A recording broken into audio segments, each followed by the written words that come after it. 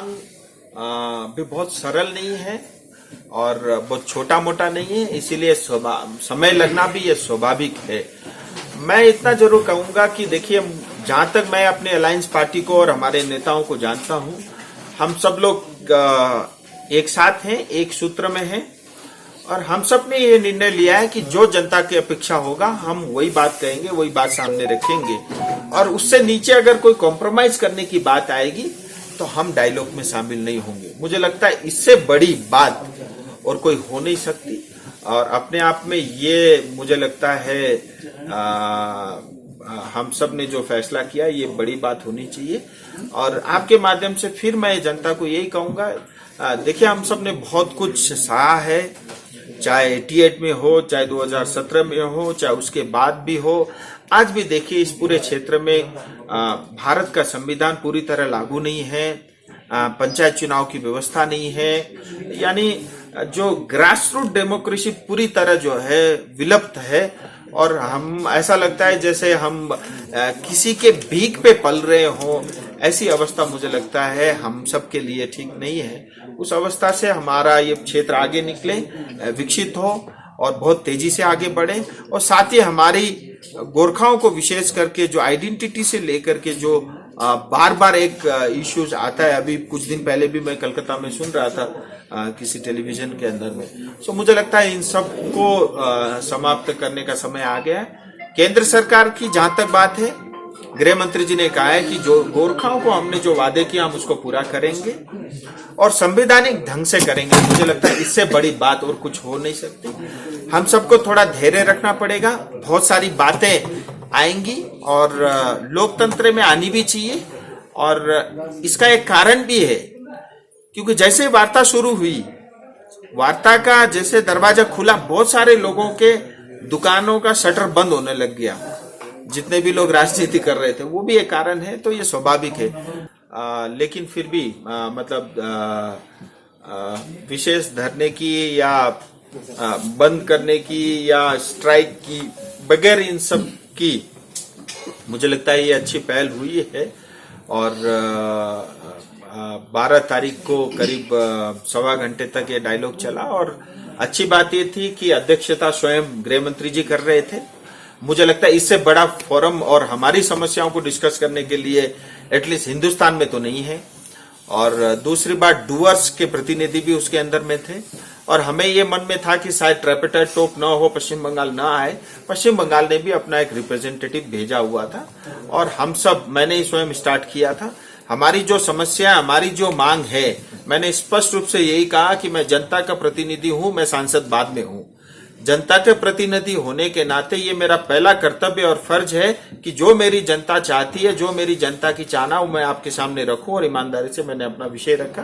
फिर उसके बाद एक एक करके हमारे सब साथियों ने, हमारे अध्यक्ष जी से लेकर के सबने भी अपने अपने विषय रखे और गृह मंत्री जी ने हमारी सबकी बात अच्छे से सुनी, क्योंकि पश्चिम बंगाल की तरफ से एक रेजिडेंट कमीशन आए थे, जो जनरली कमिश्नर सब स्टेट के अपने अपने दिल्ली में रिप्रेजेंटेटिव होते हैं।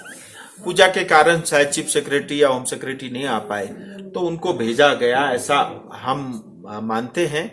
तो गृह मंत्री जी ने ये कहा कि एक बार जो है हम एक वार्ता और जो है नवंबर में करेंगे, जिसमें उन्होंने स्पष्ट रूप से कहा है कि पश्चिम बंगाल की तरफ से कोई सीनियर ब्यूरोक्रेट उसके अंदर में रहे जो निर्णय लेने की या हाँ ना करने के पक्ष में हो।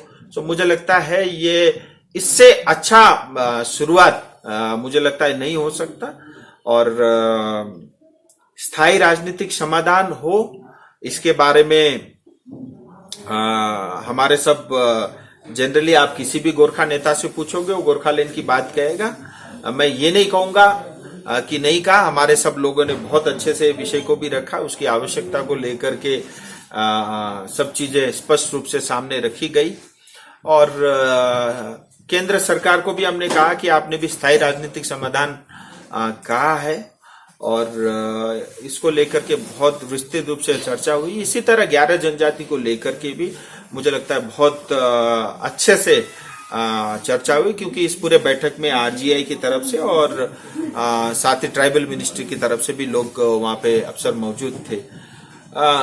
अच्छी पहल है, समय बहुत लगा है और इस बैठक करने में भी बहुत समय बीता, ये भी मैं जानता हूँ। यहाँ पे भी ट्रैफिक जो है आना जाना बाधित हुआ है। सो ये सब हुआ है। इस पूरे जो आपदा आई है इसके अंदर में जितने लोगों ने अपनी जान गुमाई है, मैं उनके परिवार के प्रति मेरी संवेदनाएं हैं। हर संभव उनकी जो मदद हो सकती है मैं स्वयं भी करूंगा और सरकारों को भी कहूंगा। जो लोग घायल हुए हैं उनके प्रति भी मेरी संवेदनाएं हैं और मैं कामना करता हूं जल्द से जल्द वो ठीक हो। और जिन लोगों ने अपने घर खोया है, मेरी प्रयास है कि मैं प्रधानमंत्री जी से भी उनके साथ भी मेरा पत्राचार हुआ है, उनके कार्यालय से भी संपर्क में हूं कि जिन लोगों का घर इस पूरे घटनाक्रम में नष्ट हुआ है, प्रधानमंत्री आवास योजना के अंतर्गत उनको मिले। और जैसा अभी आपने देखा, मेरे इससे आपके कार्यक्रम से पहले एनडीआरएफ की टीम मेरे साथ बैठी थी, तो 3 एनडीआरएफ की टीम अभी एक दार्जिलिंग में लगी हुई है। एक टीम में करीब करीब 40 लोग होते हैं और दूसरी टीम कालिम्पोंग में उन्होंने काम किया है और तीसरा सिलीगुड़ी में है। तो एनडीआरएफ भी पूरी तरह से लगी हुई है। लेकिन पहाड़ की परिस्थिति, ये प्राकृतिक आपदा है, बहुत ज्यादा हम किसी सरकार को दोष देने का काम भी नहीं कर सकते, ये किसी के हाथ में नहीं रहता। लेकिन दुख होता है जैसे दार्जिलिंग जैसे क्षेत्र में मलबे में कोई दब जाए और उसको 4 दिन बाद निकालना पड़े, तो कहीं ना कहीं ऐसा महसूस होता है कि शायद हमारे पास जितने इक्विपमेंट होनी चाहिए या जिस टेक्नोलॉजी का प्रयोग हमको करना चाहिए, शायद उसमें हम थोड़े पीछे हैं। लेकिन फिर मैंने बताया क्योंकि यहाँ की भौगोलिक स्थिति थोड़े अलग है और जैसे प्लेन में दिन रात काम करके हम कुछ भी कर सकते हैं 24 घंटे में, शायद वो कम संभव होता होगा, वो भी एक कारण हो सकता है।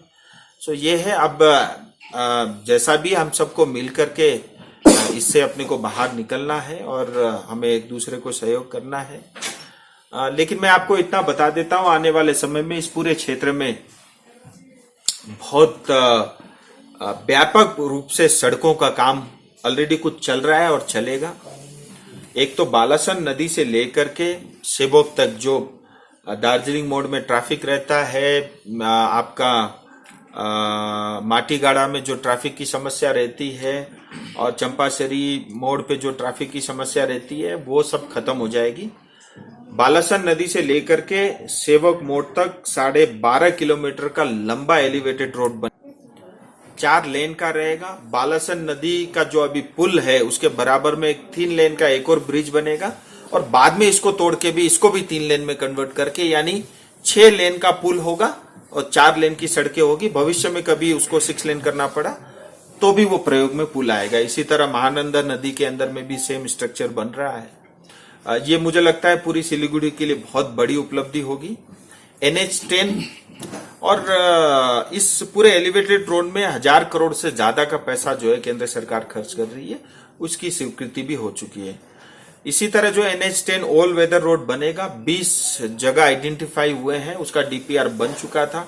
कुछ और चेंजेस उसके अंदर में हुए हैं, दोबारा वो दिसंबर में DPR सबमिट हो रहा है और उसके बाद जो है उसका भी काम शुरू होगा। तो अभी कुछ समय कठिनाई है, थोड़ा उसके साथ रहना पड़ेगा, लेकिन आने वाले समय में वो वंस फॉर ऑल हर बार के लिए जो है वो समस्या समाप्त हो जाएगी।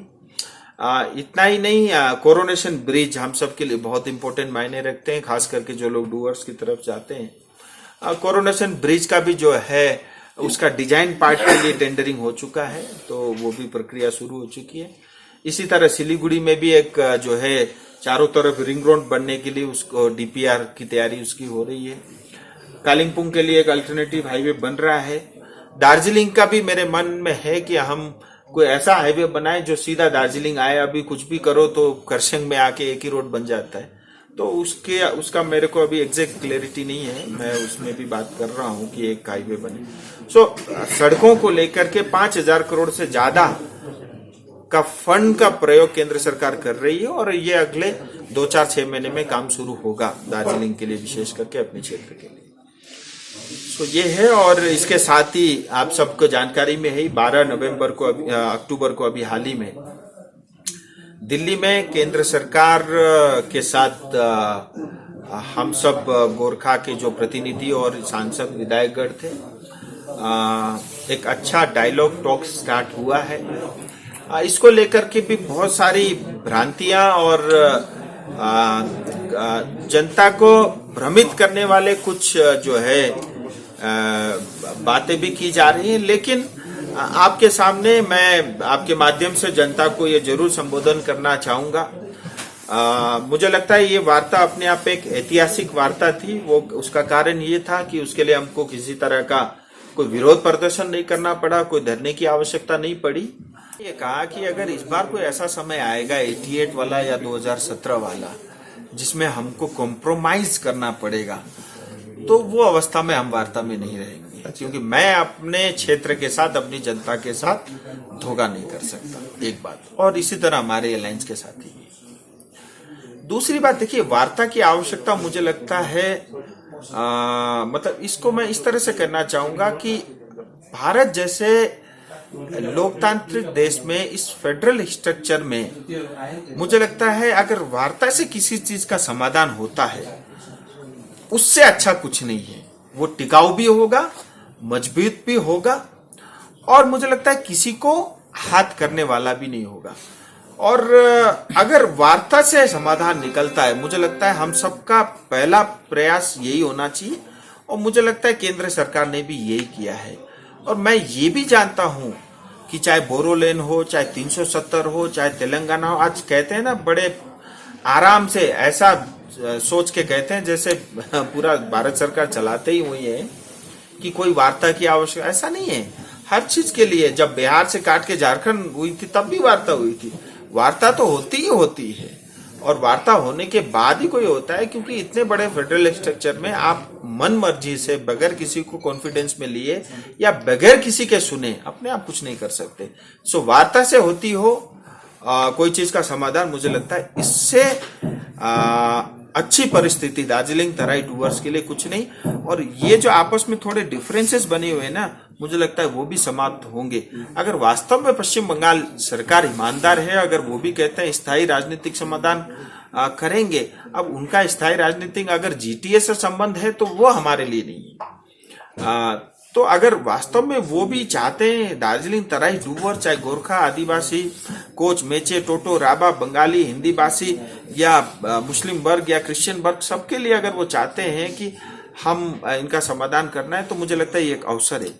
क्योंकि देखिए, इस क्षेत्र को आज तक सिर्फ लूटा गया है या पीटा गया है, दो ही काम हुए, दो ही प्रयोग हुए। मुझे लगता है अब हमारी जनता भी जाग चुकी है। आज मैं मिरिक के पास एक गांव में जाकर के आया है, पहुंचने के लिए सड़क नहीं, लोगों की डेथ होती है, मर जाते हैं, आप शमशान घाट तक ले जाने के लिए आपके पास सड़क नहीं। तो 21वीं सदी में मुझे लगता है इससे बड़ा अन्याय हमारी जनता के साथ कुछ और हो ही नहीं सकता। ये तो फिजिकली आंखों से दिख। दो बातें इसके अंदर मैं कहूंगा, ये जो भी कहा है एकदम सरासर गलत, झूठ। एक बात स्पष्ट कहना चाहूंगा, वैसे इन सब बातों का उत्तर देने की भी आवश्यकता मुझे नहीं है, बट फिर भी आपने पूछा है किसने क्या क्या, मैं उसमें नहीं जाऊंगा। मैं आपकी इज्जत करके इसका उत्तर का जरूर दो चीजें मैं जरूर कहना चाहूंगा।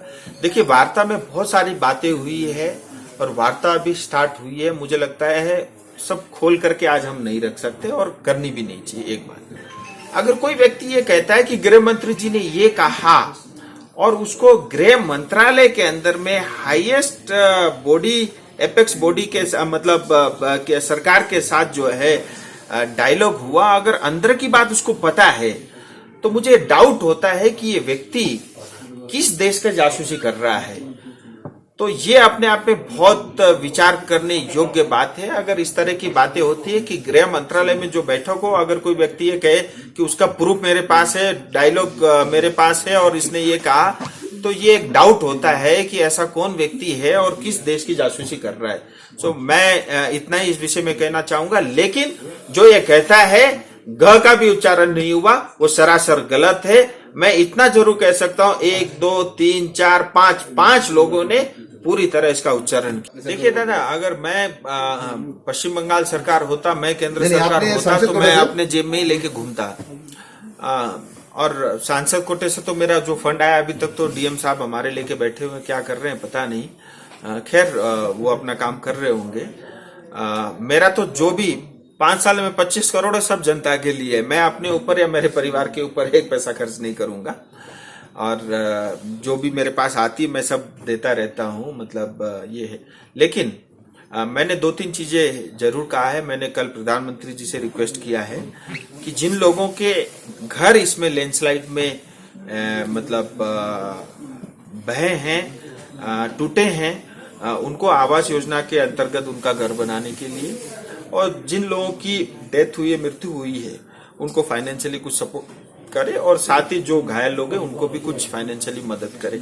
इसी तरह मैंने ममता दीदी से भी निवेदन किया। अब कल आ रही हैं, अब देखते हैं अगर कुछ वो घोषणा करती है तो मुझे लगता है अच्छा है, और मैं भी अपने मेरे से जो बन सकता है, मेरे जेब में जो भी है थोड़ा थोड़ा मैं भी कर लूँ।